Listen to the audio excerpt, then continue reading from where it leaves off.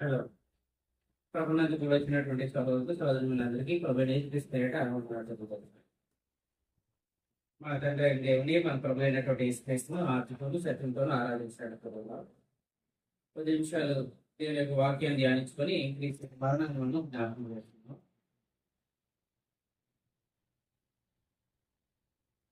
Last బుధవారం Google meet ఎంతమంది join అయ్యారు?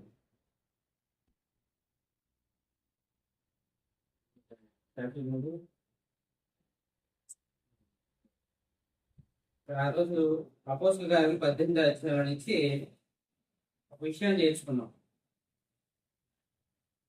అకుల ప్రిస్కిల గురించి అదే విషయాన్ని మరలా మనం నేర్చుకుందాం. కొన్ని విషయాలని బుధవారం బైబిల్ క్లాస్ అయ్యేటప్పుడు నేను ఆన్లైన్ ఇచ్చేసాను. మాకు వేరే మీటింగ్ అవుతున్నాను. మేము ఆ మీటింగ్ లో ఉన్నాం. ఆయన ఏం చెప్పారో కూడా నేను వినలేదు. లాస్ట్ లో వచ్చాను ఆయన చెప్పేటప్పుడు గమనరాజు గారు. కానీ అందరూ తర్వాత నాకు ఫోన్ చేశారు. మాకు చాలా బాగా చెప్పారండి ప్రజలు, చాలా విషయాలు తెలుసుకున్నాము అని చెప్పడం జరిగింది. వాళ్ళ యొక్క జీవిత చరిత్ర నుంచి కొన్ని విషయాలు మనం తెలుసుకోవడానికి ప్రయత్నం చేద్దాం. అందరికీ తెలిసినటువంటిదే అకుల ప్రిస్కిల్ల అపోస్తలుల కార్యాలు 18వ అధ్యాయంలోని వారి గురించి రాయబడి ఉంటారు. వీరి యొక్క చరిత్ర కనుక మనం చూసుకున్నట్లయితే అపోస్తలుల కార్యాలు 18వ అధ్యాయము 1 నుంచి 4 వరకు, అలాగే 18 నుంచి 27 వరకు అపోస్తలుల కార్యాలు వారి గురించి చూడొచ్చు. అపోస్తలుల కార్యాలు 18వ అధ్యాయం 1 నుంచి 4, అలాగే 26 నుంచి రాసిందని యాక్చువల్లీ 18 నుంచి కూడా వాళ్ళకి చరిత్ర ఉంటారు. అలాగే రోమిలకు రాసినటువంటి పత్రిక 16వ అధ్యాయము 3 నుంచి 4 వచనాల్లో కూడా పౌలు వారి గురించి చెప్పడం జరిగింది. అలాగే 1 కొరింథీ 16వ అధ్యాయము 19వ వచనంలో వారి గురించి మెన్షన్ చేయడం జరిగింది. అలాగే 2 తిమోతి 4వ అధ్యాయము 19వ వచనంలో కూడా వీరి గురించి చూడొచ్చు. అంటే వీరి గురించి మొత్తం బైబిల్లో ఉన్నటువంటి స్టోరీ అంతా ఎక్కడ ఉంటుంది అంటే ఈ వచనాల్లోనే మనం చూడగలుగుతాం. అపోస్తలుల కార్యాల్లోను, రోమా పత్రికలోను, 1 కొరింథీ పత్రికలోను, 2 తిమోతికి రాసిన పత్రికలో మాత్రం వీళ్ళ గురించి మనం చూడొచ్చు అన్నమాట. వీళ్ళ గురించి చూడొచ్చు. వీళ్ళ గురించి మనం గమనించినట్లయితే వీరి యొక్క ప్రయాణాలు, అంటే వాళ్ళ యొక్క చరిత్ర కనుక చూసుకున్నట్లయితే మొట్టమొదటిగా మనం చూసుకున్నట్లయితే వాళ్ళు రోమ్లో నివసించేవారు. కానీ అక్కడ క్లౌదియా చక్రవర్తి ద్వారా ఆజ్ఞ ఇవ్వడం ద్వారా, అంటే యూదులందరూ రోమాను విడిచి వెళ్ళిపోండి అని అన్నారండి. అందుకని వాళ్ళు అక్కడ విడిచి వెళ్ళిపోయారు.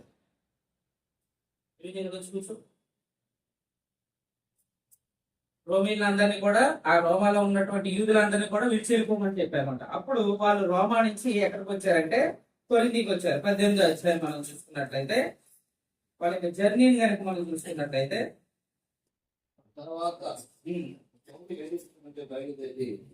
కొరతనకు వచ్చి పొర్తువత్యుడైన అకుల అన్న ఒక యూదుని అతని భార్య అయిన ప్రిస్కిలను కనుగొని వారి ఎద్దుకు వెళ్ళారు. యూదులందరూ రోమా విడిచి వెళ్ళిపోవాలని క్లౌదియా చక్రవర్తి ఆజ్ఞాపించినందున వారు ఇటలీ నుండి కొత్తగా వచ్చిన వారు. ఎక్కడి నుంచి వచ్చారు? వీళ్ళు రోమా నుండి కొత్తగా వచ్చిన వారు అన్నమాట. అంటే మొదట్లో రోమాలో నివసించారు.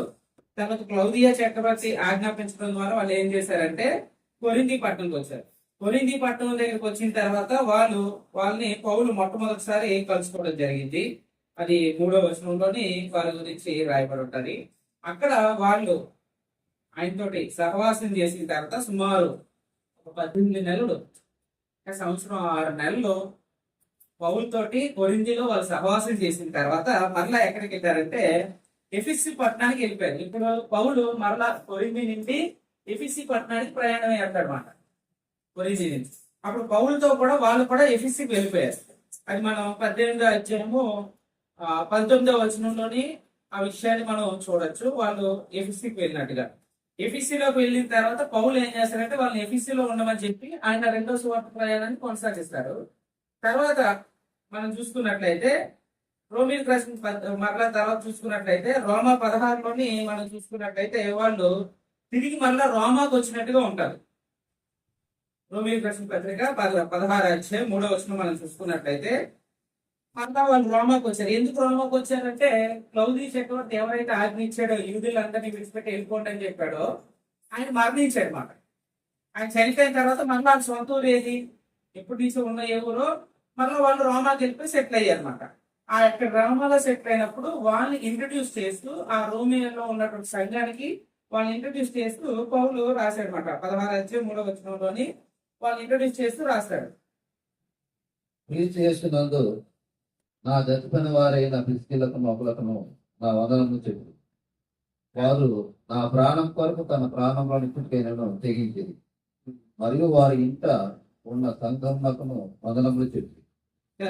అంటే వారు మరలా ఏం చేశారు? ఎఫ్ఎస్సి నుండి రోమాకు వెళ్ళినట్టుగా చూస్తాం. మరలా 2 తిమోతి 4వ అధ్యాయం 19వ వచనం మనం చూసుకున్నట్లయితే అక్కడ ఆ వచనం రాసేటప్పటికి అంటే ఆ తిమోతి పత్రిక రాసేటప్పటికి వీళ్ళు ఎక్కడ ఉన్నారంట? మరలా ఎఫ్ఎస్సికి తిరిగి వచ్చేసారు. రోమా నుండి ఎఫ్ఎస్సికి వాళ్ళు తిరిగి వచ్చేసారు అనమాట. తర్వాత పౌలు తిమోతికి రాసిన ఉత్తరంలో వారు ఎఫెసులో ఉన్నట్టుగా అక్కడ వివరించడం జరిగింది. అంటే వీళ్ళు మొత్తం వీళ్ళ యొక్క చరిత్ర మనం చూసుకున్నట్లయితే అపోస్తల కార్యాలు 18వ అధ్యాయం అంటే సుమారు క్రీస్తు శకం 49-50 మధ్యలోని జరిగినటువంటి సందర్భం. ఆ సందర్భం అప్పటి నుండి లాస్ట్ పౌలు రాసినటువంటి పత్రిక ఏంటంటే 2వ తిమోతికి రాసిన పత్రిక. అంటే ఆ పత్రిక ఎప్పుడు రాయబడిందంటే సుమారు క్రీస్తు శకం 67-68 మధ్యలో రాయబడిన పత్రిక అనమాట. పౌలు రాసినట్టు చివరి ఆఖరి పత్రిక. అంటే 49 నుంచి సుమారు 67 వరకు వేసుకున్న ఒక 16 నుంచి 17 సంవత్సరాల యొక్క చరిత్ర. ఈ 16 నుంచి 17 సంవత్సరాల్లో ఈ 2 పట్టణాలు తిరిగారు చూడండి. రోమాకి వెళ్ళారు, తర్వాత కొరింథీకి వెళ్ళారు. ఆ కొరింథీలో పౌలు పరిచయం అయిన తర్వాత వాళ్ళు ఎఫెసీకి వెళ్ళారు. ఎఫెసీలో కొన్నాళ్ళు అక్కడ ఉండి సంఘాన్ని స్థాపించి సంఘానికి అతనికి ఆతిథ్యం ఇచ్చిన తర్వాత పౌలు వాళ్ళు విడిచిపెట్టి వెళ్ళిపోయిన తర్వాత వారు మరలా క్లౌదియా ఎవరైతే ఉన్నారో ఆ చక్రవర్తి చనిపోయిన తర్వాత మరలా రోమ్కి వెళ్ళిపోయారు. మళ్ళీ రోమ్ లో వాళ్ళు సంఘాన్ని స్థాపించి అక్కడ సేవ చేస్తూ ఉన్నారు. తర్వాత చివరిగా తిమోతికి రాసిన పత్రికలో చూసుకున్నట్టయితే వాళ్ళు చివరిగా ఎక్కడ స్థిరపడ్డారంటే ఎఫెసీలో స్థిరపడినట్టుగా ఉంది. మరి తర్వాత ఏ పట్టణాలకు వెళ్ళారంటే మన బైబిల్లో రాయలేదు. అంటే వాళ్ళ యొక్క చరిత్రను చూసుకున్నట్లయితే సుమారు 16 నుంచి 17 సంవత్సరాల యొక్క చరిత్రని మనం పైన ఇచ్చినటువంటి ఈ వచనాల్లో మనం గమనించవచ్చు అన్నమాట. అయితే ఏమేమైతే వచనాలు నేను మెన్షన్ చేశానో అపోస్తల కార్యాలు కానీ, రోమీయులకు రాసిన పత్రిక కానీ, 1 కొరింథీ కానీ, 2 తిమోతి కానీ, దీన్ని బట్టి చూసుకుంటే వాళ్ళు సుమారుగా ఎన్ని పట్టణాలు తిరిగారు? 5 పట్టణాల్లో తిరిగినట్టుగా మనం చూస్తూ ఉన్నామండి. వాళ్ళ గురించి ఇంట్రడక్షన్ చూసుకున్నట్లయితే అకుల అనే మాటకి అర్థం ఏంటంటే గద్ద, ఈగల్ అనేటువంటి మీనింగ్ అండి. లాటిన్ భాషలో ఆ పేరుకి అర్థం ఏంటంటే గద్ద. అలాగే ప్రిస్కిల్లా అనే మాటకి అర్థాన్ని కనుక మనం చూసుకున్నట్లయితే చాలా అర్థాలు ఉన్నాయి. అందులో ప్రాచీనమైనది లేదా ఆధ్యాత్మికంగా లోతైనది అనేది వస్తుంది. అంటే చాలా ఓల్డ్ నేమ్ అండి. తెలుగులో కొంతమంది దీన్ని ఎలాగా తర్జుమా చేశారంటే చిన్న ముసలవ్వ అని కూడా కొంతమంది చెప్తూ ఉంటాం. కానీ ఆ పేరు యొక్క అర్థం లాటిన్ లో చూసుకున్న ప్రాచీనమైనది, ఆధ్యాత్మికంగా లోతైనది అనేటువంటి అర్థం వస్తుంది. అంటే ఒక మంచి పేరు కలిగింది అకులా ప్రిస్కిల్లా. వారి పేర్లకు ఉన్నటువంటి అర్థాలు తర్వాత మనం గమనించినట్లయితే అకుల ఏ వంశానికి చెందినవాడు అంటే పొంతు వంశానికి చెందినవాడు. అంటే పొంతు అనేది ఒక పట్టణం. మనం చూసుకున్నట్లయితే 18వ అధ్యాయంలోనే 1వ వచనంలోనే అక్కడ రాయబడింది. తర్వాత పౌలు ఏం చేసింది? బయలుదేరి కొరింథీకి వచ్చినప్పుడు పొంతు వంశీయుడైన అకుల అనే ఒక యూదుని అని కలుసుకున్నట్టుగా ఉన్నారన్నమాట. పొంతు అనేది మనం ఎక్కడ చూస్తామంటే అపోస్తల కార్యాలు 2వ అధ్యాయం 9వ వచనంలో పెంతెకోస్తు దినాన అనేక దేశాల నుంచి వచ్చారు. అక్కడ ఆ దేశాల పేర్లు రాస్తూ ఈ పట్టణం పేరు కూడా మెన్షన్ చేసి ఉంటారు. 2వ అధ్యాయం మనం ఒకసారి చూసుకున్నట్లయితే చరిత్ర కనుక మనం చూసుకున్నట్లయితే 2వ అధ్యాయము 9వ వచనంలో మనం చూసుకున్నట్లయితే పార్తీయులు, మాదీయులు, ఎలామీయులు, మెసొపొతేమియలు, యూదయ, కప్పదొకియా, పొంతు, ఆసియా, ఫ్రిగియా అక్కడ మాట ఆ పట్టణం. అలాగే మొదటి పేజీలో 1వ అధ్యాయం 1వ వచనంలో కూడా ఈ పట్టణాన్ని గురించి మెన్షన్ చేస్తుంటారు. అంటే వాళ్ళు పుట్టు పెరిగినటువంటి ఊరు మాట. అందువల్ల పొంతు వంశీయులు అనేటువంటి పేరు వచ్చింది. అలాగే ఆయన యొక్క వృత్తి అకుల ప్రిస్కిల్లా వారి యొక్క వృత్తి ఏంటి అంటే వారు డేరాలు కుట్టుకునేటువంటి పని అండి. 18వ అధ్యాయం 3వ వచనంలో మనం చూసుకున్నట్లయితే వారు వృత్తికి డేరాలు కుట్టువారు ఏం పని చేస్తున్నారు భార్య భర్తలు ఇద్దరు కలిసి? డేరాలు కుట్టుకునేటువంటి ప్రయాణం పని మాట. పౌలు రెండో ప్రయాణంలోనే వాళ్ళు కలుసుకున్నట్టుగా, ఎక్కడ కొరింథీలో కలుసుకున్నట్లుగా మనం చూడొచ్చు. పౌలు కొరింథీలో ఉన్నప్పుడు 18 నెలలు వారికి ఏం చేశారంటే వాక్యం నేర్పించాడు. 11 వచ్చిన మనం చూసుకున్నట్లయితే, అతడు వారి మధ్య దేవుని వాక్యం బోధించుచు 1 సంవత్సరం మీద 6 నెలలు అక్కడ నివసించెను అనేటువంటి మాట రాయబడింది. వాళ్ళ గురించి ఒకసారి మొదటి 4 వచనాలు మనం చదువుకున్నట్లయితే, అటు తర్వాత పౌలు ఏథెన్స్ నుండి బయలుదేరి కొరింథీనకు వచ్చి పొంతు వంశీయుడైన అపులాను ఒక యూదుని అతని భార్య అయిన ప్రిస్కిల్లాను కనుగొని వారి వద్దకు వెళ్ళను. యూదులందరూ రోమా విడిచి వెళ్ళవలనని క్లౌదియా చక్రవర్తి ఆజ్ఞాపించినందున వారు ఇటలీ నుండి కొత్తగా వచ్చిన వారు, ఇటలీ నుండి అంటే పట్టణం రోమ్ మాట, అక్కడి నుండి వాళ్ళు వచ్చిన వారు అని చెప్తారు. వారు వృత్తికి దారాలు కుట్టువారు. పౌలు అదే వృత్తి గలవాడు కనుక వారితో కాపురం ఉండను. అంటే పౌలు కూడా అదే పని కాబట్టి వాళ్ళు కలుసుకొని వాళ్ళతో ఏం చేశాడు? కాపురం ఉన్నాడు, అంటే వాళ్ళతో సహవాసం కలిగి ఉన్నాడు, కాపురం ఉన్నాడు. వారు కలిసి పని చేయించుండ్రి. అతడు ప్రతి విశ్రాంతి దినమున సమాజ మందిరంలో తర్కించుతూ యూదులను గ్రీసు దేశులను ఒప్పించుతూ ఉండెను. పౌలు ఏం చేస్తున్నాడట? వారు అంతా పని చేసుకుంటున్నాడు, సాయంత్రం పూట వాక్యం చెప్తున్నాడు. మరి ముఖ్యంగా విశ్రాంతి దినాల్లో సమాజ మందిరంలోకి వెళ్తే యూదులందరూ ఉంటారు కాబట్టి వాళ్ళకి వాక్యాన్ని బోధిస్తూ ఉన్నారు. అంటే ఇక్కడ పౌలుకి ఆతిథ్యం ఇచ్చినటువంటి కుటుంబం ఎవరైనా ఉన్నారంటే వాళ్ళు అకుల ప్రిస్కిల్లా, వారికి పౌలుకి ఆతిథ్యం ఇచ్చినట్టుగా మనం చూడొచ్చండి. తర్వాత మనం గమనించినట్లయితే వారు పౌలుతో కలిసి కూడా ఏథెన్స్కి వెళ్ళిపోయారంట. అంటే ఒక 18 నెలలు పౌలుతో సహవాసం చేసిన తర్వాత సువార్త నిమిత్తం ఆయన ఏథెన్స్కి వెళ్తున్నానని చెప్పినప్పుడు పౌలు యొక్క యోగక్షేమాలు చూసుకోవడం కోసం ఆయన ఏం చేశారంటే ఏథెన్స్ కూడా ప్రయాణం వెళ్ళిపోయారు. 18 వచ్చే మనం చూసుకున్నట్లయితే, ఇక్కడ 19వ వచనంలో మనం చూసుకున్నట్లయితే, వారు ఏథెన్స్కు వచ్చినప్పుడు అతడు వారిని అక్కడ విడిచిపెట్టి తాను మాత్రము సమాజ మందిరంలో ప్రవేశించి యూదులతో తగ్గించుచుండెను. అక్కడ ఏథెన్స్ లో ఉంటున్నా వాళ్ళ పని ఏంటంటే ఆ డేరాలు కుట్టుకునేటువంటి పని చేసుకుంటూ పౌలు ఏం చేసేవాడంటే వాక్యం చెప్పుకుంటూ ఉండేవారు అనమాట. అంతేకాకుండా మనం గమనించినట్లయితే వీరి యొక్క కుటుంబం గురించి కనుక మనం గమనించినట్లయితే, వీరి దగ్గర ఉన్నటువంటి ఒక మంచి అలవాటు ఏంటంటే వాక్యం నేర్చుకునే విషయంలో చాలా ఆసక్తి కలిగింది. వాళ్ళు వాక్యం నేర్చుకోవడమే కాకుండా పౌలు ఎఫ్ఎస్సిలోని వారిని విడిచిపెట్టేసి వెళ్ళిపోయిన తర్వాత వాళ్ళు చేసినటువంటి పని ఏంటంటే 24వ వచనాన్ని కనుక మనం చూసుకున్నట్లయితే, ఆరోపణ చూసుకున్నట్లయితే అకుల ప్రిస్కిల్లా సువార్తను చేర్చుకున్నట్టుగా ఉంటుంది. ఇక్కడ 24వ వచనంలోని ఒకసారి చదువుదాం. అసలైతే వాడైన అపోలోను ఒక యూదుడు ఎఫెసునకు వచ్చెను.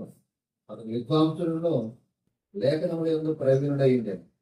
అతడు ప్రభువు మార్గ విషయమై ఉపదేశం పొంది తన ఆత్మీయంగా తీవ్రపడి యోహోను బాప్తీసు మాత్రమే తెలుసుకున్న వాడైన యేసుని గురించిన సంగతులు వివరంగా చెప్పి బోధించుతూ సమాజ మందిరంలో ధైర్యంగా మాట్లాడాలని ప్రిస్కిల్లాల ఆకులయ్యు విని అతన్ని చేర్చుకొని దేవుని మార్పు మరి పూర్తిగా అతనికి విశదపరిచారు.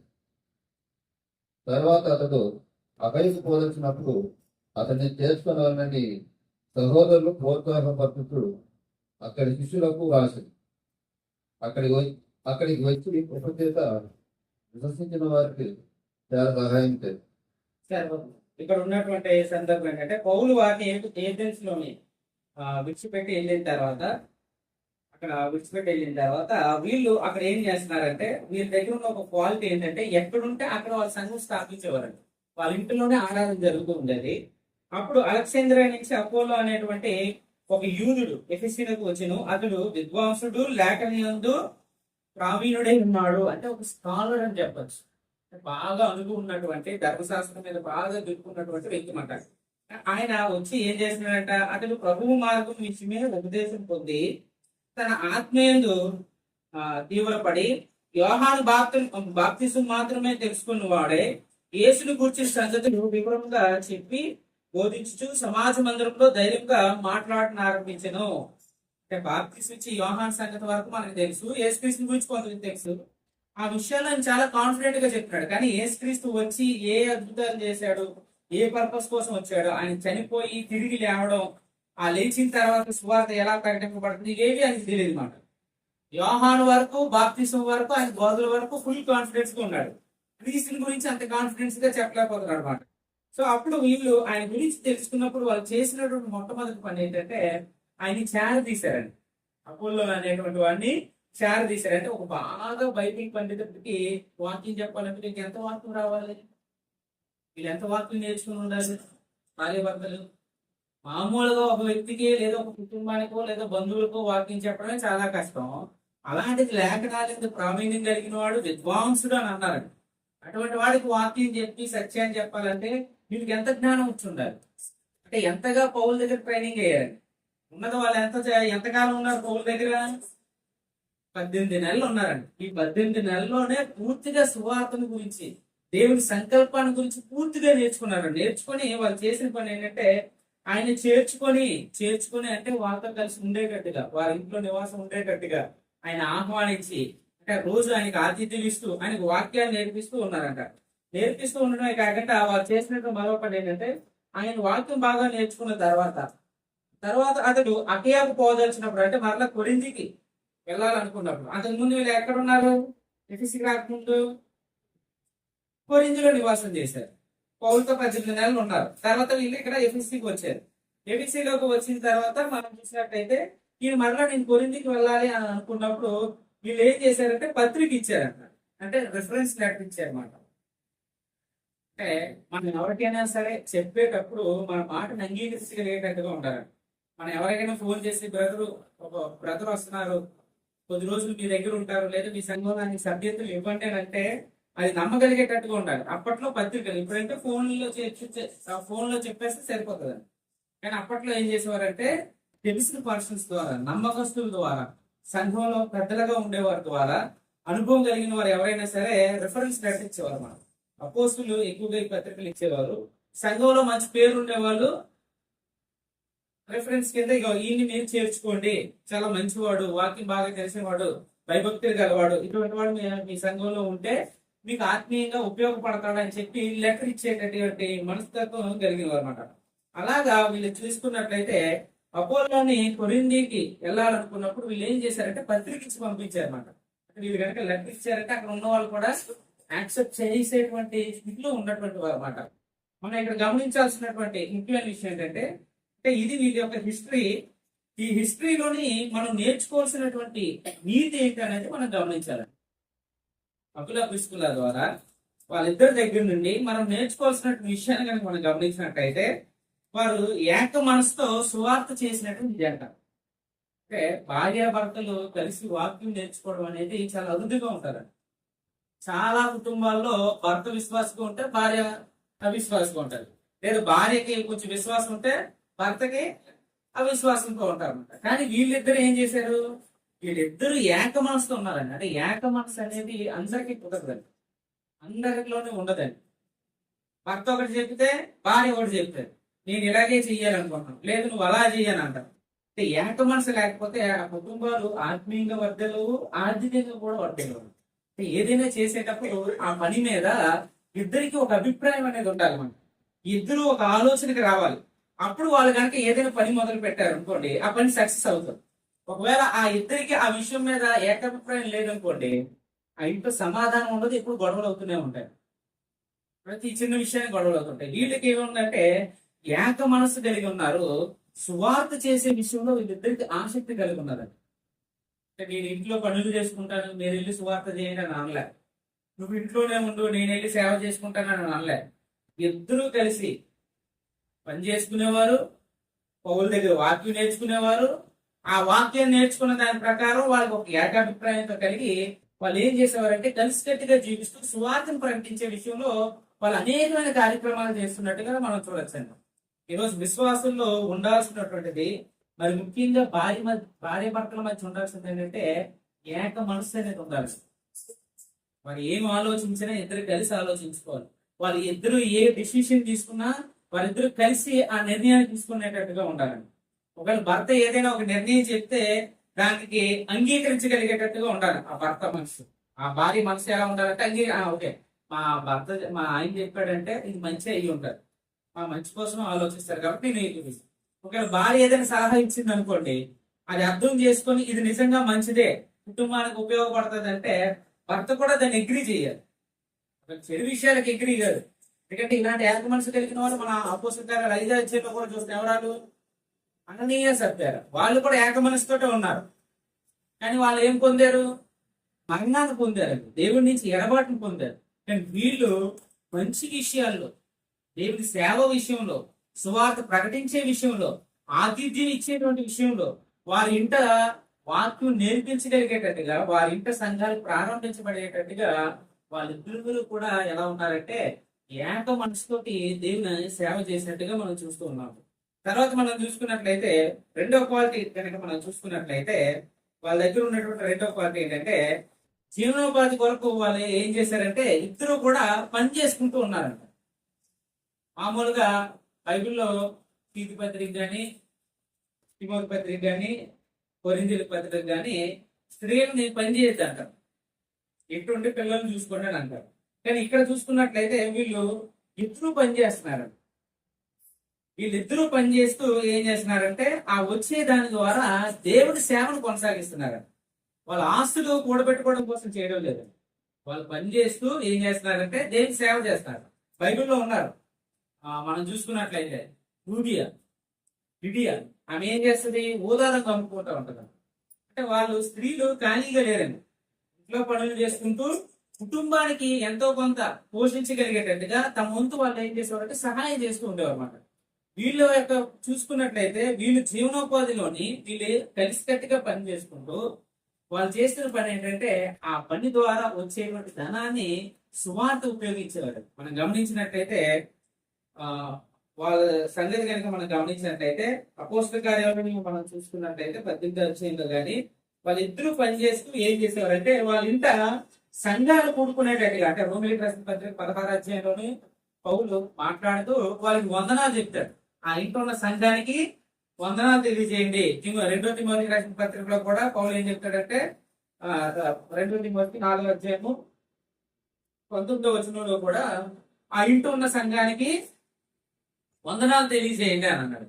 అంటే వీళ్ళ యొక్క మోటివ్ ఏమైంది? ఇద్దరు కలిసికట్టుగా పని చేసుకొని ఆ డబ్బులు వస్తే ఆ డబ్బుల ద్వారా వాళ్ళు ఏం చేశారు? మొట్టమొదటి ప్రిఫరెన్స్ ప్రయారిటీ దేనికి ఏం చేశారంటే ఒక పెద్ద ఇల్లుని తీసుకునేవారు. ఎక్కడికి వెళ్ళినా ఇల్లు కొంచెం పెద్దదిగా ఉండాలి. ఎందుకోసం? సంఘం అక్కడ సహవాసం చేయగలిగేటట్టుగా, ఒక 10 మంది వచ్చి మా ఇంట్లో కూర్చొని ప్రార్థన చేయగలిగేటట్టుగా ఉండాలన్నమాట. అలా ఒకవేళ పెద్ద ఇల్లు తీసుకోవాలంటే మరి రెంట్ ఎక్కువ ఉంటుందా? రెంట్ ఎక్కువ ఉంటుంది. ఒకవేళ వాళ్ళిద్దరి మధ్య కనుక ఏక మనసు లేదనుకోండి, ఏమంటారు? మన ఇద్దరికి ఎంత పెద్ద ఇల్లు అవసరమా? చిన్న ఇల్లు అయితే సరిపోదా అంటారు. వాళ్ళ మధ్య ఏక మనసు ఉంది కాబట్టి వాళ్ళు ఏం ఆలోచించారు? మనం ఎక్కడికి వెళ్ళినా కొంచెం హాల్ పెద్దదిగా ఉండేటట్టుగా తీసుకుందాం, రెంట్ ఎక్కువైనా పర్లేదు, కష్టపడదాం, పని చేద్దాం, మన ఇంట్లో సంఘం అనేది కూడుకోవాలి, సంఘానికి మనం ఆతిథ్యం ఇచ్చేటట్టుగా ఉండాలి. అక్కడ వచ్చే వాళ్ళకి ఆ రోజుల్లో ఆతిథ్యం అంటే ఈ బిస్కెట్లే కాదండి. ఆది సంఘాల్లో చూసుకుంటే అందరికి భోజనాలు లేకపోరు. వారు ఆస్తులు, స్థిరాస్తులు అమ్ముకున్నారు సేవ కోసం. వచ్చిన వాళ్ళకి ఆతిథ్యం ఇవ్వడం కోసం, వాళ్ళు పోషించడం కోసం స్థిరాస్తులు అమ్ముకొని అపోస్తుల పాదాల దగ్గర పెట్టినటువంటి సందర్భాలు మాట. అంటే ఎంత పని ఉంటుందో ఆలోచించండి. వాళ్ళ పని చేసేది వాళ్ళ సుఖం కోసం కాదు, సంఘం పోషింపబడాలి, సంఘం ద్వారా వాక్యం అందాలని చెప్పి వాళ్ళు అలాగా కలిసికట్టుగా పనిచేస్తున్నట్టుగా మనం చూడొచ్చు. అంతేకాకుండా వారు ఏ పట్టణంలో ఉన్నా సరే ప్రతి దగ్గర కూడా ఒక పెద్ద ఇంటిని తీసుకొని అక్కడ సంఘం స్థాపించడం ద్వారా నలుగురికి వాక్యం నేర్పిస్తూ వాళ్ళు ఏం చేసేవారంటే ఆ వాక్యం నేర్పించడం ద్వారా వాళ్ళు తృప్తి పొందేవారు. ఒకవేళ వాక్యం నేర్పించాల్సినటువంటి పరిస్థితి వస్తే, ఒకవేళ మీరు ఎవరైనా కృతజ్ఞత కూడికి పెట్టుకున్నారు అనుకోండి, ప్రార్థన అయిన తర్వాత ఏమైనా పని ఉంటుందా? ఇల్లు క్లీన్ చేసుకోలే లేదా? అన్ని ఊడ్చుకోవాలి, కడుక్కోవాలి, తర్వాత బాత్రూమ్లు క్లీన్ చేసుకోవాలి. అపోస్తులు లేనట్టు పౌలు కనుక వాళ్ళతో ఉంటే ఎంత మంచి అయినా ఉంటుంది. ఈ రోజుల్లాగా సంవత్సరం కష్టపడితే 10 మందిని 20 మందిని కూడబెట్టడం కూడా కష్టం. ఆ రోజులు అలా కాదండి. పౌలు ప్రసంగాలు చేస్తే ఆయన వాక్యాలు చెప్తే 100ల మంది వచ్చేవారు. అంటే వాళ్ళ మధ్య ఎంత అన్యోన్యమైన సంబంధం ఉందో చూడండి. ఒక రోజు అంటే ప్రార్థన పెట్టేసుకోవాలి, ప్రతి వారం ప్రార్థన పెట్టుకోగలమా? ప్రతి వారం ప్రార్థన పెట్టుకోవాలంటే ఎంత కష్టం ఉంటుందండి ఆ ఇంట్లో. ముందుగా అన్ని అరేంజ్ చేసుకోవాలి, ఇంట్లో ఉన్న సామాన్లన్నీ సర్దుకోవాలి, అంత కూర్చుకున్నట్టు చెయ్యాలి. ప్రార్థన అయిపోయిన తర్వాత క్లీనింగ్లు చేసుకోవాలి, బాత్రూమ్లు కట్టుకోవాలి. విసుగొస్తుందా రాదా? ఒకసారి 2 సార్లు అంటే మనం చేయగలం. అలా ప్రతి వారం చేయాలంటే వాళ్ళు చూస్తారు, నెల 2 నెలలు చూస్తారు. ఎప్పుడు మన ఇంటి దగ్గర ఏంటి, ఇంకా వాళ్ళ దగ్గర వాళ్ళ ఇల్లు లేదా, వాళ్ళ ఇంటికి వస్తారో వాళ్ళకి కొద్ది రోజులు వాళ్ళ ఇంటి దగ్గర ప్రార్థన పెట్టమనండి. రియాక్ట్ అవుతారు ఎవరు. ఎక్కువ విసుగు ఎవరికి ఉంటుందండి క్లీనింగ్ విషయాల్లో. ఇంట్లో స్త్రీలకు ఉంటుందండి, పురుషులు అంత పని ఉండదండి. స్త్రీలకు ఎక్కువ పని ఉంటుందండి ఇంట్లో. ఆమె ఇంటి పని చేసుకుంటూనే బయట భర్తకు సహకరించేటట్టుగా ఉన్నదండి. అంటే సువార్త విషయంలో వాళ్ళకు ఉన్న ఆసక్తి చూడండి. వాళ్ళ ఆస్తి కోరుకోలేదు ఏంటంటే ఆ బైబిల్లో వాళ్ళకి పిల్లలు ఉన్నారో లేదో మెన్షన్ చేయలేదు. వాళ్ళు కోరుకున్నది ఏంటంటే ఇద్దరు కష్టపడతాం, పని చేద్దాం, ఆ వచ్చిన డబ్బుల ద్వారా మన ఇంట్లోని వాక్యం నేర్పిస్తాం, వచ్చిన వాళ్ళకి మనం ఆతిథ్యం ఇద్దాం, వాళ్ళు ఆత్మీయంగా బలపడి వాళ్ళ క్రీస్తులో కొనసాగితే దేవుడి రాజ్యంలో ఉంటే మనకు అదే చాలు, మనకి ఇంకేం వద్దు అన్నట్టుగా వాళ్ళు పనిచేశారు. అది మామూలు విషయం కాదు. రోమీయులకు రాసిన పత్రిక 16 అధ్యాయము 4వ వచనం మనం చదువుకున్నట్లయితే, అలాగే మొదటి కొరింథీ 16:19 కూడా చూసుకున్నట్లయితే,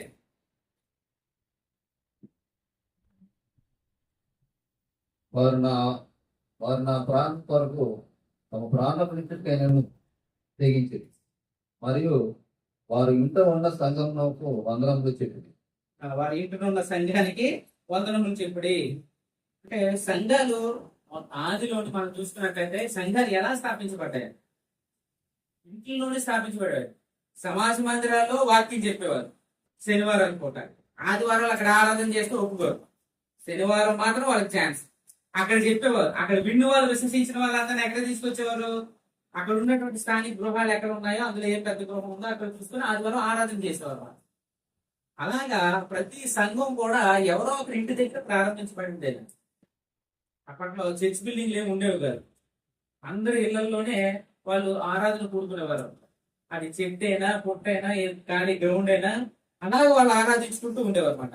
అలాగే మొదటి కొరింథీయులకు రాసిన పత్రిక 16వ అధ్యాయం మనం చూసుకున్నట్లయితే, 19వ వచనం మనం చూసుకున్నట్లయితే,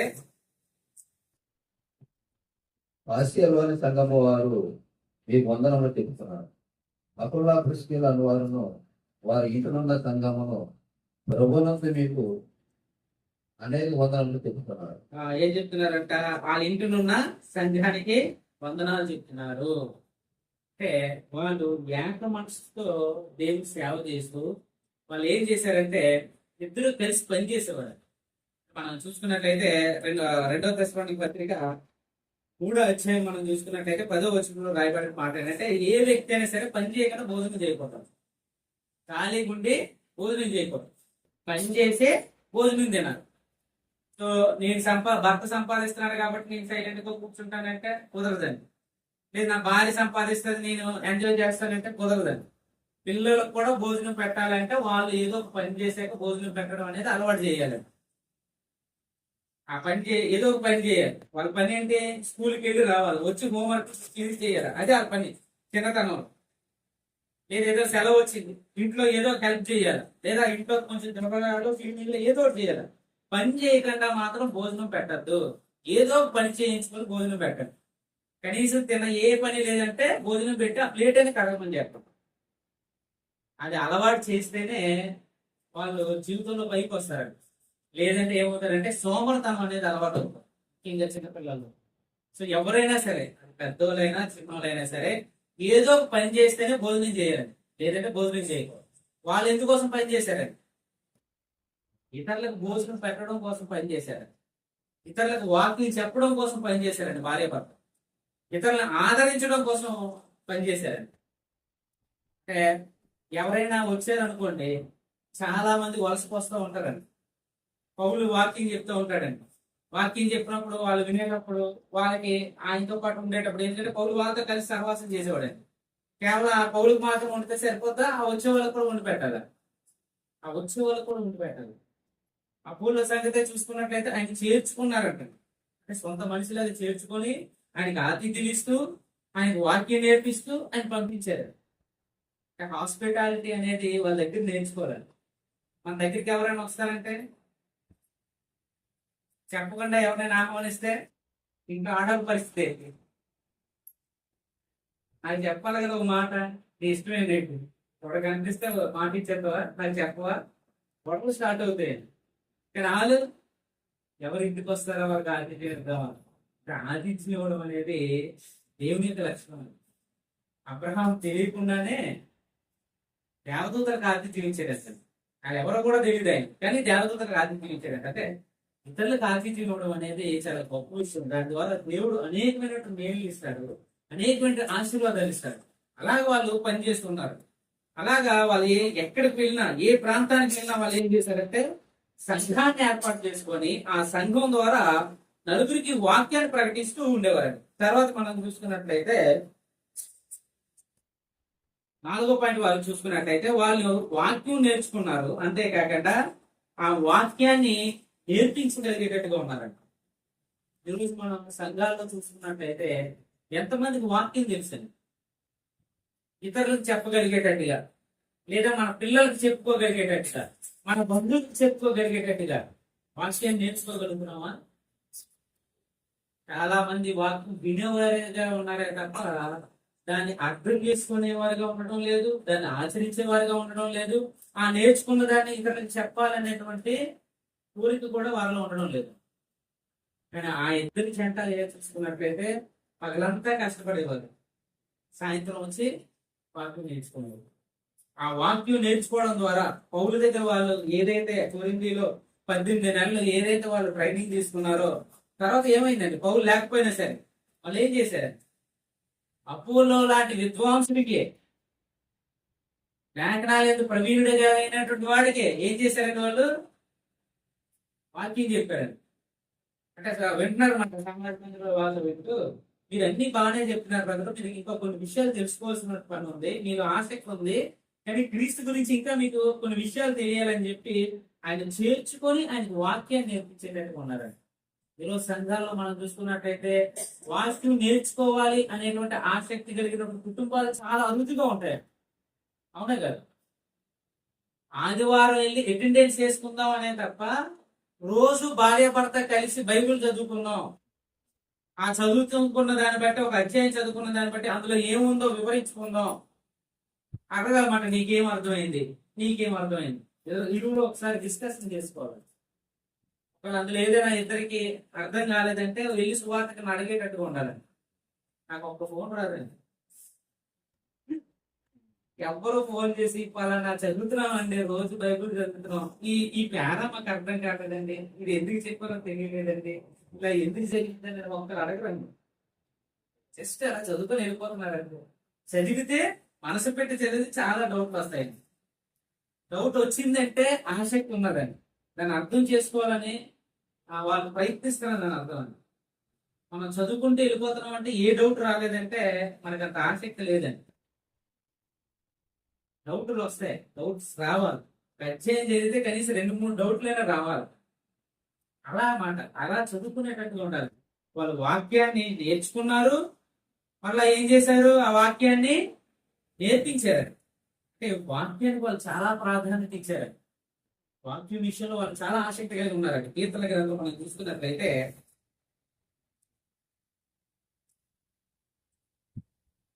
138 వచ్చాము, 2వ వచనం మనం చూసుకున్నట్లయితే, నీ పరిశుద్ధాలయం తరపు నేను నమస్కారం చేస్తున్నాను, నీ నామం అంతటి కంటే నీకు ఇచ్చిన వాక్యమును నువ్వు గొప్ప చేసి ఉన్నావు. నీ నామం అంతటి కంటే నీవు ఇచ్చిన వాక్యం నీవు గొప్ప చేసి ఉన్నావు అని అంటున్నాడు. ఆ వాక్యానికి ఆ ప్రాధాన్యత ఇచ్చారండి. ఆ వాక్య విషయంలో పేతురు రాసిన పత్రికలో కూడా మనం చూసుకున్నట్లయితే, పేతురు రాసిన 2వ పత్రికలో కూడా పేతురు అంటున్న మాట ఏంటంటే, వాళ్ళు రూపాంతరం చెందినప్పుడు క్రీస్తుని, మోసేని, ఏలియాని చూశారు. అక్కడ చూసి పేతురు అన్న మాట ఏంటంటే, ఇగో ముగ్గురికి 3 పరసాలు కట్టేస్తాను అన్నాడు. తర్వాత అయిపోయింది. తర్వాత ఆ పత్రికలో మాట్లాడుతూ అంతకంటే, అంటే వాళ్ళ కళ్ళతో చూసిన దానికంటే అంతకంటే శ్రేష్టమైన వాక్యాన్ని మేము కలిగి ఉన్నాం, ఆ వాక్యాన్ని మేము ప్రకటిస్తున్నాం అని అన్నాడు. అంటే చూసేదానికన్నా దేవుడి మాటకి ఎక్కువ విలువిచ్చారు. దానికి అంత ప్రాధాన్యత ఇచ్చారు.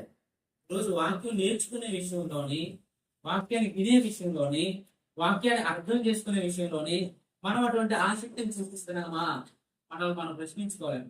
అక్కడ చూసినట్లయితే అపోస్తల కార్యాలలోనే 18వ అధ్యాయంలోనే మనం చూసినట్లయితే 26, 27 వచనాల్లో వాళ్ళు చూడండి, వాళ్ళు ఏం చేశారు, వాళ్ళు చేసిన పని మనం చూస్తున్నట్లయితే ప్రిస్కిల్లా అగులా విని అతన్ని చేర్చుకొని దేవుడి మార్గము మరి పూర్తిగా అతనికి విశదీకరించిరి. ఏం చేశారండి? అతన్ని చేర్చుకొని, ఎవరు? అపోలోని చేర్చుకొని దేవుని మార్గాన్ని గురించి, అంటే దేవుని వాక్యాన్ని గురించి, దేవుని రాజ్యాన్ని గురించి వాళ్ళు ఏం చేశారు? మరి పూర్తిగా అతనికి విశదీకరించిరి. అంటే డీటెయిల్డ్ గా ఎక్కడెక్కడైతే ఆయన సరిగ్గా చెప్పలేకపోతున్నాడో అంత సంకల్పాన్ని పూర్తిగా వాళ్ళు విశదీకరించారు. విశదీకరించి అంతేకాక తర్వాత అతను అకియాకు పోదలిచినప్పుడు అతన్ని చేర్చుకున్న వాళ్ళని సహోదరులు ప్రోత్సాహపరుచు అక్కడి శిష్యులకు రాసిరి.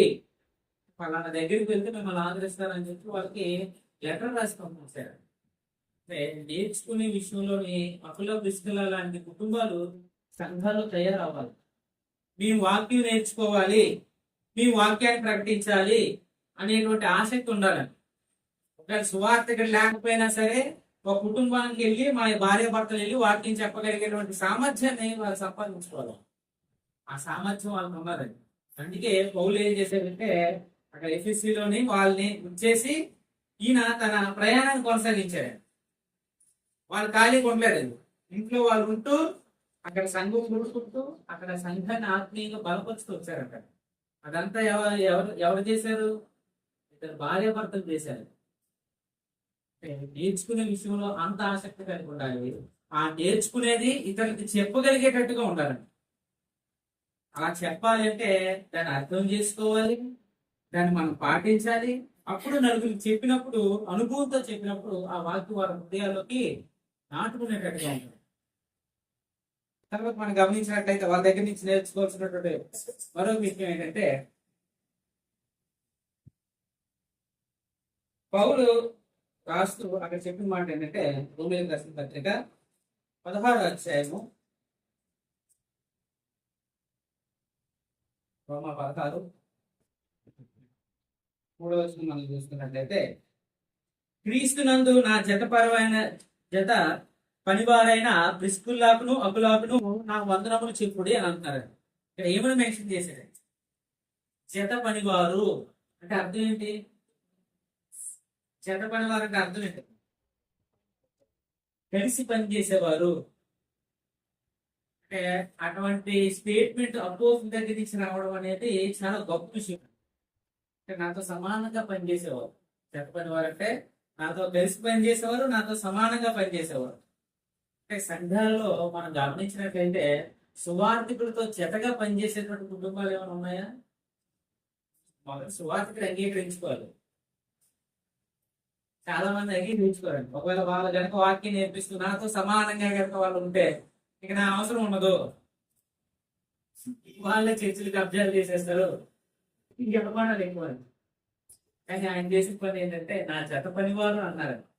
అంటే పౌల విషయంలో కానీ, శీలా విషయంలో కానీ, తిమోతి విషయంలో కానీ, తీతు విషయంలో కానీ, లోక విషయంలో కానీ పౌలు మెన్షన్ చేసిన మాట్లాడేస్తే నా జత పనివారు. అంటే చాలా కొద్ది మందికి మాత్రం ఆ టైటిల్ ఇవ్వబడింది, అందరికి ఇవ్వబడదు. జత పనివారు అంటే వాళ్ళకి కలిసి పనిచేసేటట్టుగా.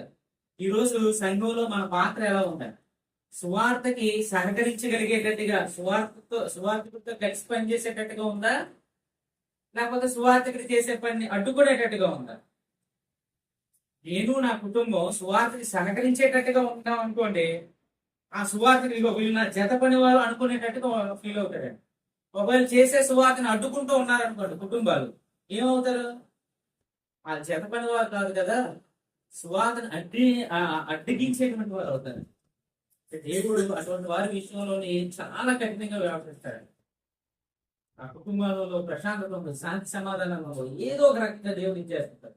అంటే ప్రతి సంఘంలో ఉన్నటువంటి భార్యాభర్తలు తీసుకోవాల్సిన నిర్ణయం ఏంటంటే, నేను సేవకు సహకరించేటట్టుగా ఉన్నానా, సేవని అడ్డేటట్టుగా ఉన్నాను? సేవకుడు నా గురించి ఏమనుకుంటున్నాడు? నేను జతపడివాడిగా పనిచేస్తున్నానా, లేదంటే ఆ పనికి అడ్డం కట్టేటట్టుగా, లేదంటే అడ్డుపోయేలాగా లేదా ఒక ముళ్ళులా నేను తయారవుతున్నాను. మనల్ని మనం ప్రశ్నించుకోవాలి. సేవ విషయంలో, సంఘం విషయంలో, సువార్త ప్రకటించే విషయంలో నా పాత్ర ఏంటి, నా భార్య పాత్ర ఏంటి, నా పిల్లల పాత్ర ఏంటి, నా కుటుంబం పాత్ర ఏంటి.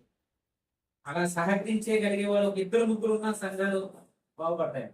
అలా సహకరించే వాళ్ళు లేరు అనుకోండి, ఆ సంఘాలు ఎప్పటికీ అది అభివృద్ధి చెందవు. ఎంత పని చేస్తున్నా ఈయన కడతా ఉంటారు, వాళ్ళు పడదోస్తూ ఉంటారు. ఒకవైపు కట్టుకుంటూ వస్తూ ఉంటాడు, ఇంకోవైపు పడదేసుకుంటూ వస్తూ ఉంటాడు. ఈ రోజుల్లో అసూయలు ఎక్కువైపోయాయి.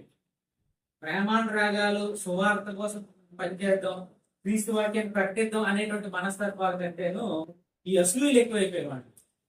వాడి గొప్పడు అయిపోవడం ఏంటి, వాడిని పొగడం ఏంటి, మరి నా సంగతి ఏంటి, మేము ఎంత చేసాం, ఎంత కష్టపడ్డాం, మమ్మల్ని ఎవరు గుర్తించరా? ఇలాగ ఆలోచించే వాళ్ళు ఎవరు కూడా జత పని వారుగా ఉంటారు. పౌలు జత పనివాడు అని అన్నాడంటే దాని అర్థం ఆయన చాలా ఆధిక్యత ఇచ్చాడండి. అటువంటి స్టేట్మెంట్ ఈ రోజుల్లో కలిగి ఉండాలంటే, ఆ కుటుంబాలు అలా పనిచేయాలంటే మనం చాలా కష్టపడాలండి. వాక్యం విషయంలో నేర్చుకోవాలి, నేర్చుకున్న దాన్ని పాటించాలి, ఆ పాటించేదాన్ని నలుగురికి చెప్పగలిగేటట్టుగా ఉంటారు, ఆ సువార్తను ప్రకటించగలిగేటట్టుగా ఉంటారు. పౌలు వారి విషయంలో అన్నమాట ఏంటంటే, వీరు నా జత పనివారు అని అన్నాడు. అంతేకాకుండా తర్వాత మనం చూసుకున్నట్లయితే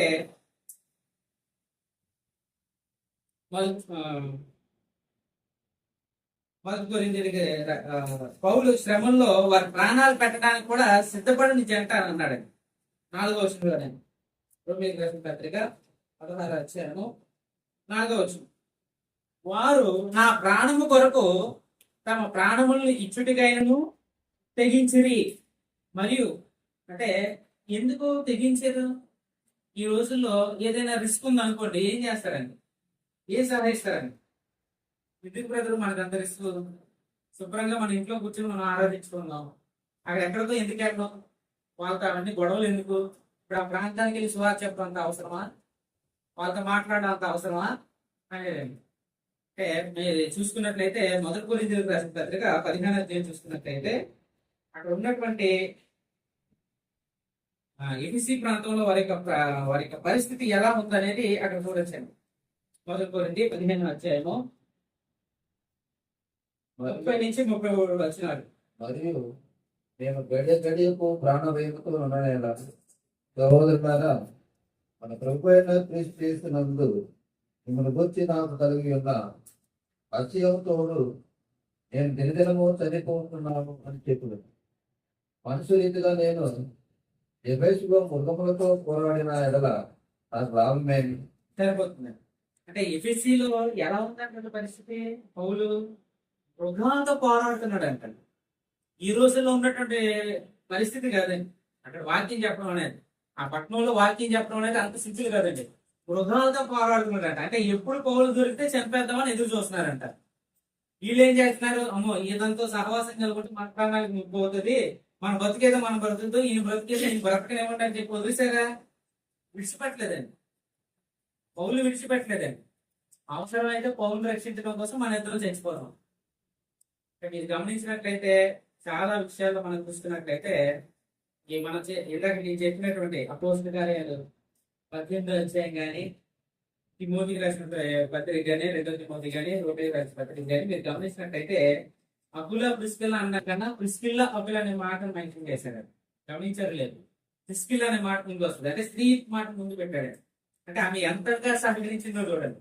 ఒక ఏదైనా గొడవలకు వచ్చారనుకోండి, ఒక స్త్రీ అడ్డుపడితే గొడవ ఆడగలరా? పురుషుడు ఉన్నాడు అనుకోండి, కొట్టడానికి వెళ్తాడు. అదే ఒక స్త్రీ అడ్డు వస్తే అంతగా తెగించలేరు. భార్య భర్తలు అంతలా ప్రాణాలు తెగించారండి సువార్తని ప్రకటించడం కోసం, ఆ సువార్త ప్రకటించే వ్యక్తిని కాపాడుకోవడం కోసం మా ప్రాణాలు ఇస్తాము అనేటట్టుగా ఉన్నారండి. ఈ రోజు ఆ సువార్త జరిగే విషయంలో సువార్తని ఎలా అడ్డుకుందామా, ఎలా ఆపుదామా, ఆ కుటుంబాన్ని ఎలా నాశనం చేద్దామా, ఎలా అవమానిద్దామా, ఇలాంటి ప్లానింగ్ లేండి. భార్య భర్తలు కలిసి ఆలోచించేటువంటి ప్లానింగ్. ఏం చేయొచ్చుకో, నువ్వు వెళ్ళి ఆ సువార్త భార్యకి నువ్వు టార్గెట్ చేయి, నేనేమో ఆయన టార్గెట్ చేస్తా ఆదివారం అందరం. అంటే మన స్థితి ఎలా ఉన్నది, మన స్థాయి ఎలా ఉన్నది? సువార్త కోసం ప్రాణం పెట్టేటువంటి స్థాయి వాళ్ళు. అంటే ఆయన నీతిగా న్యాయంగా ఉన్నాడు కాబట్టి పౌరుల గురించి మాట్లాడతాం. కానీ ఈ రోజు మన స్థాయి ఎలా ఉందా? ప్రాణం పెట్టనవసరం లేదు. ప్రాణం ప్రశాంతంగా పని చేసుకోగలిగేటట్టుగా అవకాశం ఇస్తే చాలు. ఈరోజు సంఘాల్లో అటువంటి పరిస్థితి లేనటువంటి పరిస్థితి. అటువంటి కుటుంబం ప్రాణాలకు తెగించిందంట.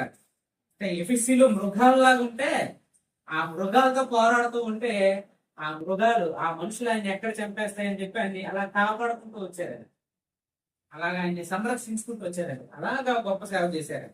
అంతేకాకుండా మనం గమనించినట్లయితే అదే వచనంలోని 16:4 వచనాన్ని మనం గమనించినట్లయితే అందులోనే ఆయన అంటున్నమాట,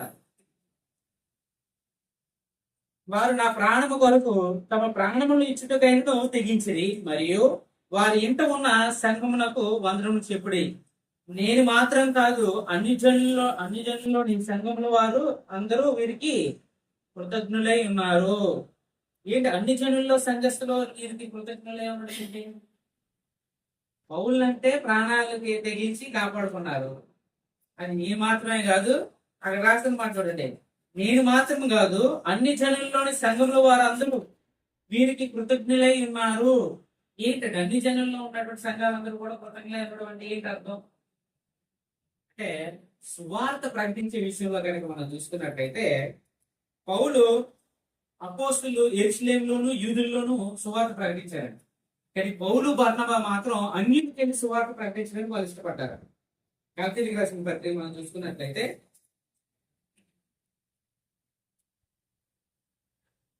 గలతీయులకు రాసిన పత్రిక 2వ అధ్యాయము 7-9 వచనాలు. అయితే సున్నతి పొందిన వారికి బోధించుటకు సువార్త పేతురు ఇలాగూ అప్పగింపబడిన అలాగూ సున్నతి పొందిన వారికి బోధించుటకు నాకు అప్పగింపబడినని వారు చూసినట్టు, అనగా సున్నతి పొందిన వారికి అపోస్తులవుటకు పేతునకు సామర్థ్యం కలుగజేసిన వాడే అన్యజనులకు అపోస్తులవుటకు నాకును సామర్థ్యం కలుగజేసినని వారు గ్రహించినప్పుడు, సంగములుగా ఎంచబడిన యాకోబు, కేఫ, యోహాను అనువారు నాకు అనుగ్రహింపడిన కృపను కనుగొని మేము అన్యజనులకు తాను సున్నతి పొందిన వారికి అపోస్తులుగా ఉండవాలని చెప్పి తమతో పాలువారం అవుటకు సూచనగా నాకును బర్నబాకును కుడి చేతిని ఇచ్చేయి. అంటే ఇక్కడ ఏం జరిగిందండి? మేము యూదులకు ప్రకటిస్తాము, పేతురు మిగతా వాళ్ళందరూ మీరు అన్నిటికి వెళ్ళండి, వాళ్ళకెళ్ళి మీరు సువార్త ప్రకటించండి అని చెప్పారు. వీరు సువార్త ప్రయాణాలన్నింటిలోనే అటు యూదులకి ఇటు గ్రీస్ దేశస్తులకి అక్కడ ఉన్న ప్రాంతాలకు కూడా సువార్తను ప్రకటిస్తూ ఉన్నారు. సో పౌలుతో కలిసి సహవాసం చేశారు. ఎన్నాళ్ళు వీళ్ళిద్దరు? అప్పుడు ప్రిస్కిల్లా 18 నెలలు అండి, సంవత్సరం 6 నెలలు వారితో కొరింథీలో పౌలుతో సహవాసం కలిగి ఉన్నారు. సో 6 నెలలు సహవాసం చేస్తే ఏమవుతారు? వారు వీరు అవుతారు. అంటే పౌలు యొక్క ఆసక్తి వీరికి ఏమైంది? వాళ్ళ ఆసక్తిగా మారింది మాట. పౌల మాత్రం అన్నిటికి వెళ్ళి సువార్త ప్రకటించడం కాదు, పౌలతో సహవాసం చేసినందుకు వీళ్ళు ఏమనుకున్నారంటే మేము కూడా అన్నిటికీ సువార్త ప్రకటిస్తాము అని అనుకున్నారు. యూదులకి చాలా మతాచారాలు ఉంటాయండి, అన్నిటితో సహవాసం చేయాలి. కొన్నేళ్ళ విషయంలో మనం చూసుకున్నట్లయితే వాళ్ళ ఇంటికి వెళ్ళడం విషయంలోనే పేతురుకి దర్శనం వచ్చినా కూడా నేను తిన్ను, నేను అది ముట్టుకోను, నిషేధించబడింది. అంటే అన్నింటితో కలిసి కూర్చోవడమైనా, అర్థం భోజనం చేయడమైనా, అర్థం సహవాసం చేయడమైనా చాలా అభద్రంగా ఫీల్ అవుతారండి.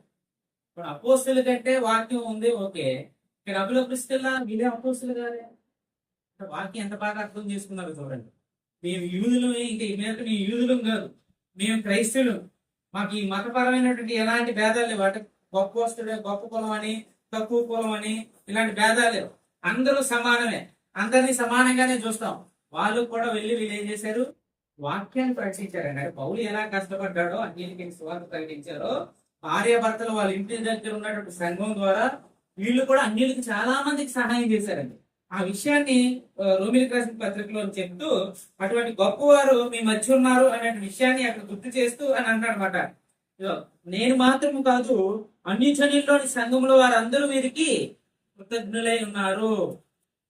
అంటే వాళ్ళకి సువార్త ప్రకటించారు, వాళ్ళు చేరదీశారు, వాళ్ళు ఆదరించారు, వాళ్ళకి భోజనం పెట్టారు, వాళ్ళకి వాక్యాన్ని చెప్పారు.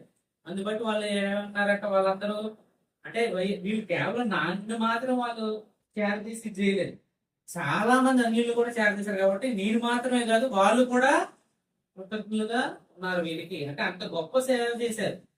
ఏదో నాకు మాత్రం ఆతిథ్యం ఇచ్చి నన్ను మాత్రమే చేరదీసి నన్ను మాత్రం బాగా చూసుకోవడం కాదు, అన్నిలో అనేకల్ని నాలాగా చేరదీశారు. వాళ్ళ ఇంట్లో పెట్టుకున్నారు, వాళ్ళకి భోజనం పెట్టారు, వాళ్ళ వాక్యం నేర్పించారు, వాళ్ళు ఆత్మీయంగా బలపడేటట్టుగా ఈ భార్య భర్తలు పనిచేశారు. కాబట్టి వాళ్ళు కూడా ఉన్న స్థిరే. మనం ఎంతమంది దాకా ఇవ్వగలం? ఒక వారం రోజులు తర్వాత ఇప్పుడు వెళ్తారా అని విసుక్కుంటూ ఉంటారు.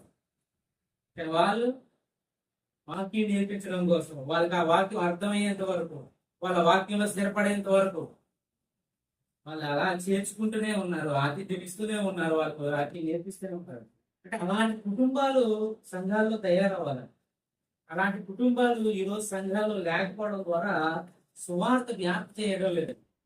సువార్త ఎవరిదో ఒకరిదే పని, ఆడికి జీతం ఇస్తున్నాం కదా ఏంటి అని లెక్కలు అడుగుతున్నారు. సువార్తకుడు ఒక్కరిదే పని కాదు, సంఘం అంతటిది కలిసే పని. చెప్పే తలాంత ఉందా చెప్పు, చెప్పలేదా వాళ్ళని తీసుకొచ్చి ఇంట్లో కూర్చోబెట్టి సువార్తకి నేను పిలువు, లేదా తీసుకెళ్లే సామర్థ్యం ఉందా సంఘానికి తీసుకురా. ప్రతి ఒక్కరూ ఆ రోజు పనిచేశారు. అపోస్తులు కేవలం సంఘాలని ప్రారంభించారు.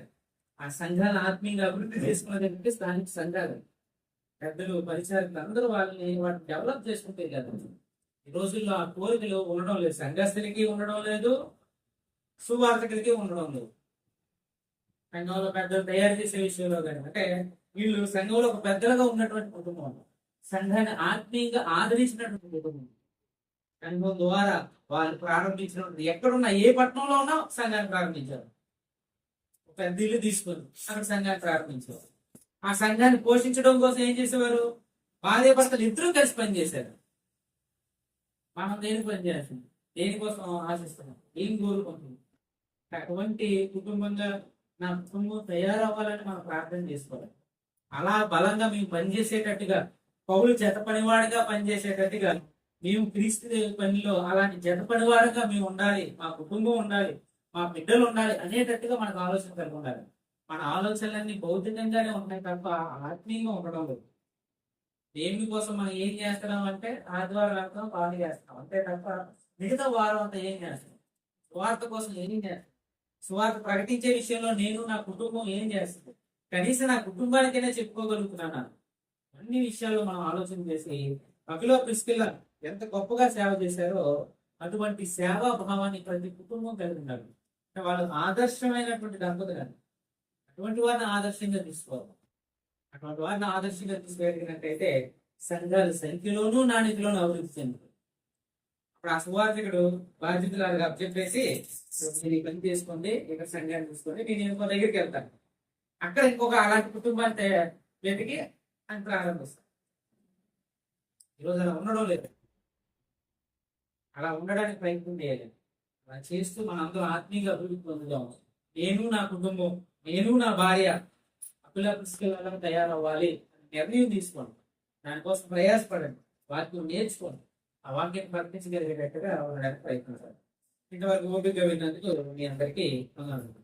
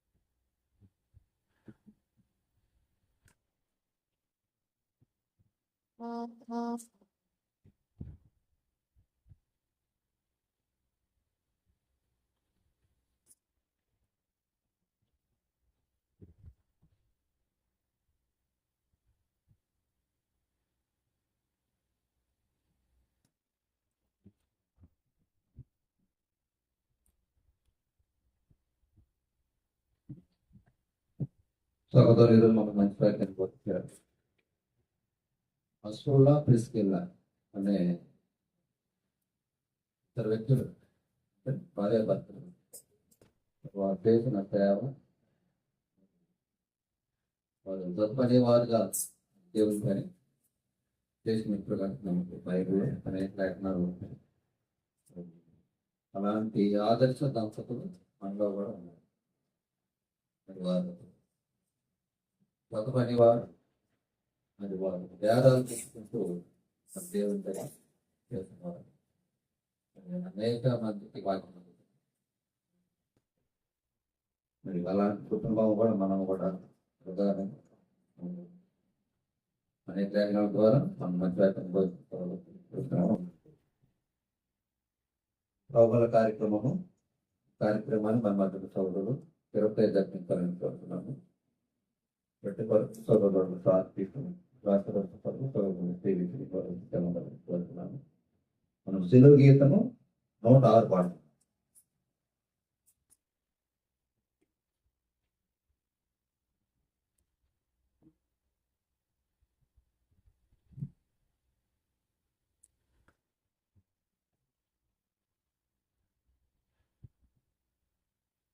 ప్రియేసునే దేవి ప్రియమాయణాదయం మోదమాయసితునా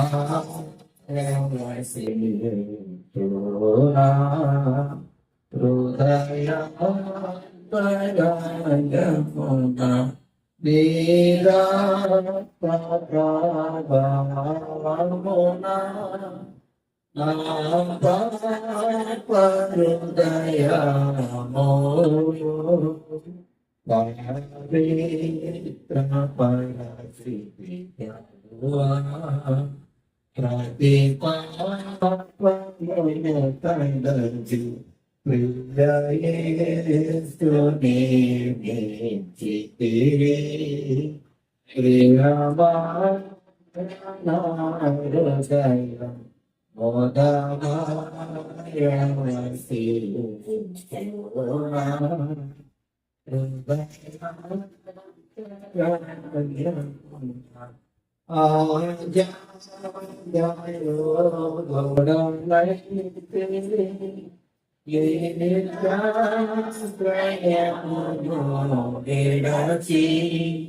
కరుణా సమూనా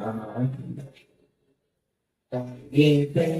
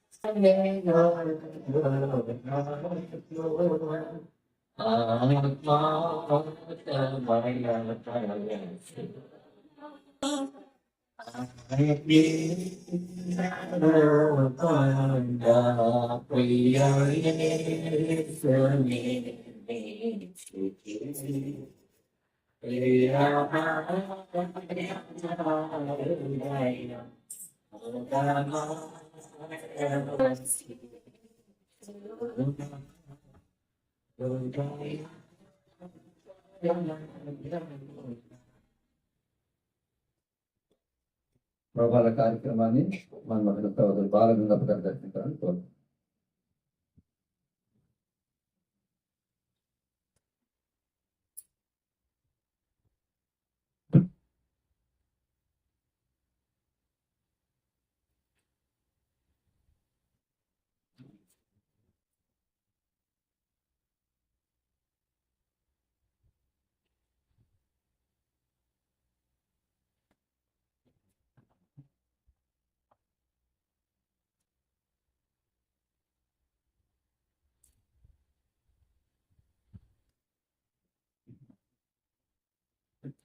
తండ్రి అయిన దేవుణ్ణి తన కుమార యేసు ద్వారా ఆత్మతో సత్యంతో ఆరాధించుకు వచ్చిన పరిశుద్ధులందరికీ యేసుక్రీస్తు నామమున వందనాలు చెప్తున్నాను. కొద్ది నిమిషాలు నన్ను జ్ఞాపకం చేసుకుని అపోస్తలుడు చెప్పిన యేసుక్రీస్తు చెప్పిన ప్రకారంగా అపోస్తల కార్యము అపోస్తలులు రాసిన మొదటి కొరింథీయులకు రాసిన పత్రికను మనం జ్ఞాపకం చేసుకున్నాము.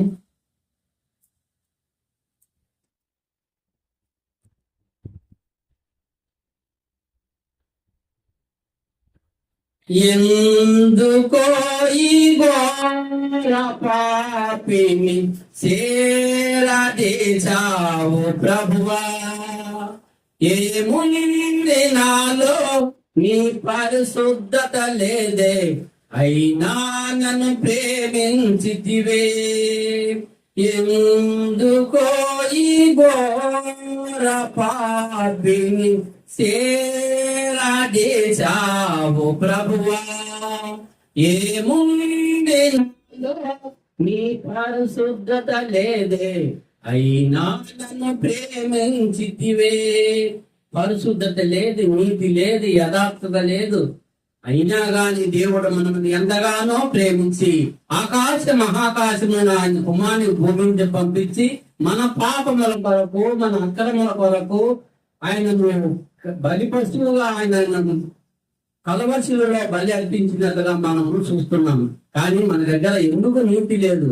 ఆ నీతిగా ఉండాలని, యథార్థంగా ఉండాలని, పరిశుద్ధంగా ఉండాలని ఆయన కుమారుని మనకి బలిగా అర్పించి ఆయన శరీర రక్తాల్లో పాల్గొని మన పరిశుద్ధులుగా ఉండాలని ఒక ఆయన ఆశయం ఉన్నది. కాబట్టి మనం ఎలాగా ఉన్నాము, మనం ఆ వాక్యాలు మనం వింటున్నాము, వాక్యాలు మనం చదువుతున్నాము, మనలో పరిశుద్ధత ఉందా, నీతి ఉందా, యథార్థత ఉందా అని మనము పరీక్షించుకోవాలి. క్రైస్తవులం అంటేనే మనకు ఒక ప్రత్యేకించబడిన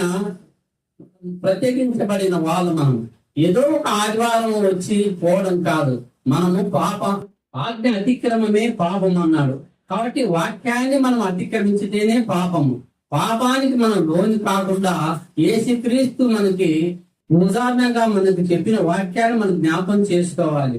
మీరు ఎప్పుడు ఎలుగులోనే జీవించాలి, ఎలుగు సంబంధులని మనకి నేర్పిస్తున్న పాఠాన్ని మనం జ్ఞాపం చేసుకోవాలి.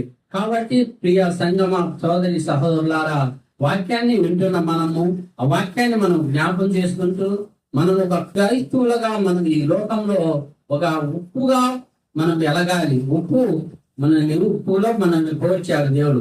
ఎలాంటి ఉప్పు మనం కూరలో వేసుకున్నా ఉప్పు లేకపోయినా సప్పు ఉన్నప్పుడు మనము దాన్ని తినాలి. అదే విధంగా లోకానికి మనకు ఉప్పై ఉండాలి, లోకానికి మనం వెలిగే ఉండాలి, లోకాన్ని మనం తీర్పు తీర్చే వాళ్ళగా మనం ఎదగాలి. కాబట్టి ప్రతి ఒక్కరు మనము జ్ఞాపకం చేసుకోవాల్సింది జ్ఞానాన్ని మనం వాక్యాన్ని మనం అర్థం చేసుకొని జ్ఞానంగా మనం ప్రవర్తిస్తూ పరిశుద్ధులుగా జీవించేదానికి మనం ప్రయత్నిద్దాం.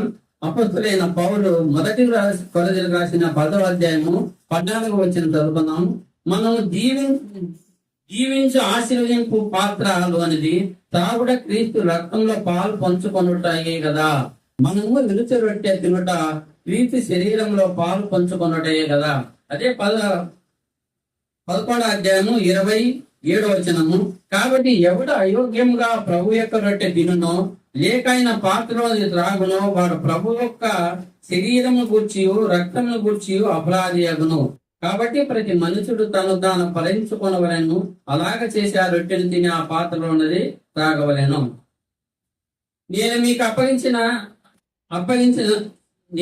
అప్పగించిన దాన్ని ప్రభువులను పొంది తిని ప్రభువైన యేసు తనకు అప్పగింపబడిన రాత్రి ఒక రొట్టెను ఎత్తుకొని కృతజ్ఞతలు చెల్లించి దాన్ని విరిచి, ఇది మీ కొరకైన నా శరీరము, నన్ను జ్ఞాపకం చేసుకుంటే దీన్ని చేయదని చెప్పిన ప్రకారంగా చేద్దాం. మన పాపల నిమిత్తం అక్కడ నిమిత్తం తన కుమారుని కవచీలపైన శరీరానికి సాదృశ్యమైన రొట్టె కొరకు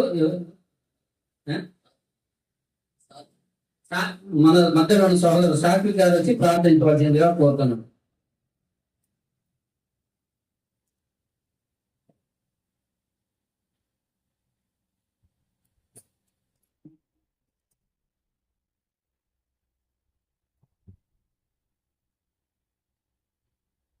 ప్రార్థన. పనులకు నా పశువులు తండ్రి ఎవరు కాచి పదవి పరిశీలన వందనాలు స్తోత్రాలు తండ్రి. తండ్రి ఆ ప్రభు యొక్క మరణాన్ని జ్ఞాపకం చేసుకున్నారు తండ్రి. తండ్రి రొట్టెలు దీవించి ఆశీర్వదించండి తండ్రి.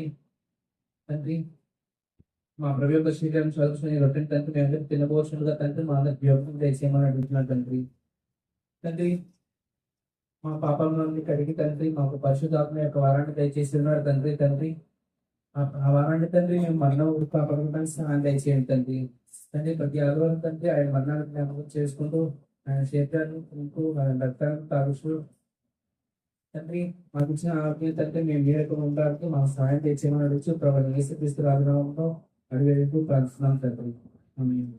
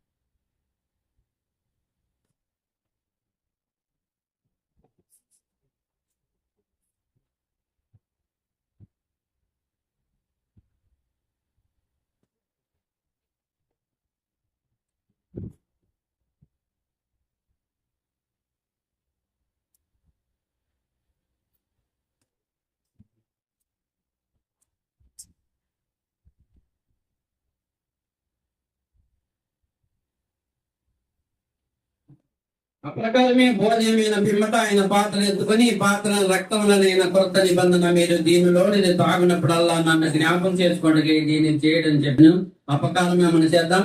మన పాపల నిమిత్తం అక్కల నిమిత్తం తన కుమారుని కలవచీల బలి అయిన సిరండి కారిన రక్తానికి సాదృశ్యమైన ద్రాక్ష రసం కొరకు మన సోదరు మధ్యలో ఉన్న సోదరు శ్రీనివాసుడు గారు వచ్చి ప్రార్థించవలసిందిగా కోరుతున్నాం.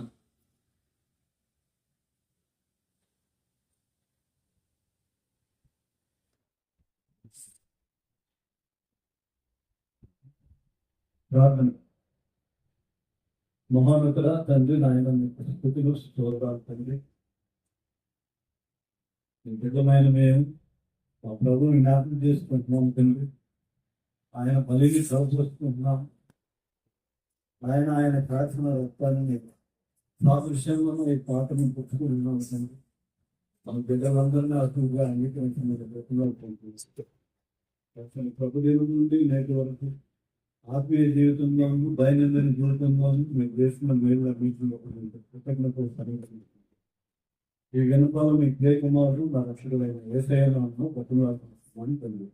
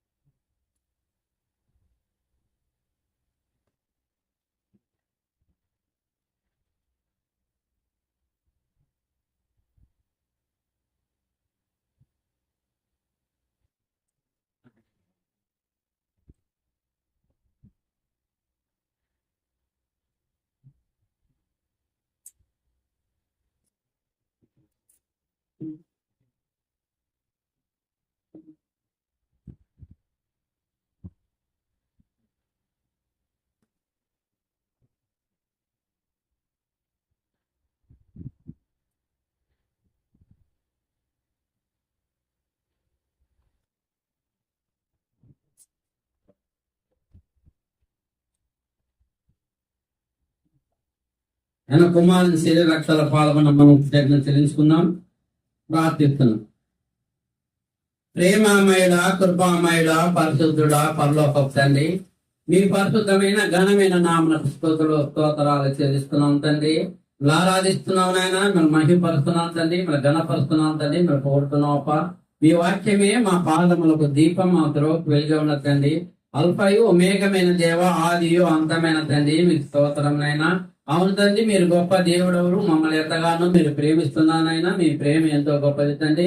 ఇదనైనా జూలై నెల 20 తేదీ ఆదివారం మీ కుమార్ దినాన ఉదయకాల సమయంలోనైనా మీ కుమారు ద్వారా మిమ్మల్ని ఆత్మతో సత్యంతో ఆరాధించేందుకు ఇక్కడ ప్రతి ఒక్కరిని మీరు నడిపించినప్పుడు నేను విధానానికే మీకు కృతజ్ఞతలు చెల్లిస్తున్నాం తండ్రి.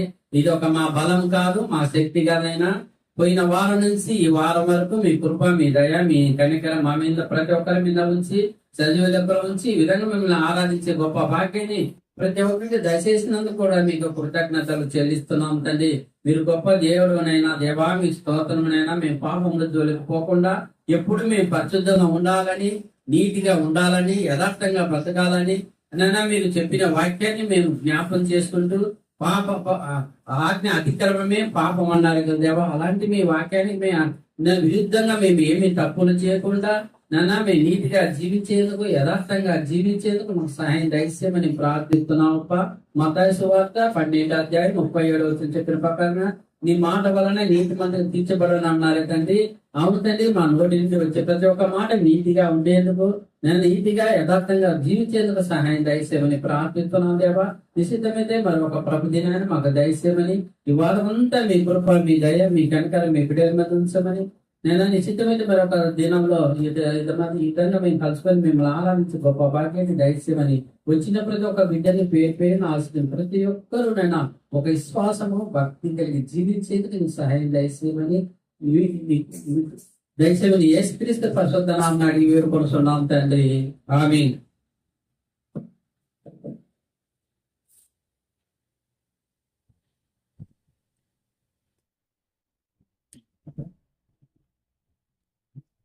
కొన్ని హెచ్చరికల ద్వారా ప్రభువారు కార్యక్రమం